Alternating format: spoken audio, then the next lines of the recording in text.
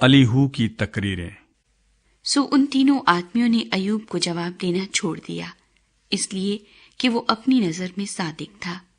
تب الیہو بن براکیل بوزی کا، جو رام کے خاندان سے تھا، قہر بھڑکا۔ اس کا قہر ایوب پر بھڑکا اس لیے کہ اس نے خدا کو نہیں بلکہ اپنے آپ کو راست ٹھہرایا، اور اس کے تینوں دوستوں پر بھی اس کا قہر بھڑکا اس لیے کہ انہیں جواب تو سوجھا نہیں، تو بھی انہوں نے ایوب کو مجرم ٹھہرایا۔ اور الیہو ایوب سے بات کرنے سے اس لیے رکا رہا کہ وہ اس سے بڑے تھے۔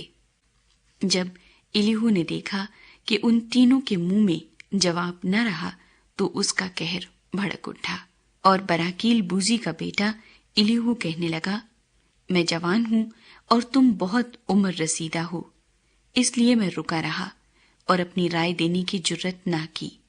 میں نے کہا، سال خوردہ لوگ بولے اور عمر رسیدہ حکمت سکھائے، لیکن انسان میں روح ہے اور قادر مطلق کا دم خرد بخشتا ہے۔ بڑے آدمی ہی عقل مند نہیں ہوتے اور عمر رسیدہ ہی انصاف کو نہیں سمجھتے، اس لیے میں کہتا ہوں، میری سنو، میں بھی اپنی رائے دوں گا۔ دیکھو، میں تمہاری باتوں کے لیے رکا رہا۔ جب تم الفاظ کی تلاش میں تھے، میں تمہاری دلیلوں کا منتظر رہا، بلکہ میں تمہاری طرف توجہ کرتا رہا، اور دیکھو، تم میں کوئی نہ تھا جو ایوب کو قائل کرتا یا اس کی باتوں کا جواب دیتا۔ خبردار یہ نہ کہنا کہ ہم نے حکمت کو پا لیا ہے، خدا ہی اسے لاجواب کر سکتا ہے، نہ کہ انسان، کیونکہ نہ اس نے مجھے اپنی باتوں کا نشانہ بنایا، نہ میں تمہاری سی تقریروں سے اسے جواب دوں گا۔ وہ حیران ہیں، وہ اب جواب نہیں دیتے، ان کے پاس کہنے کو کوئی بات نہ رہی۔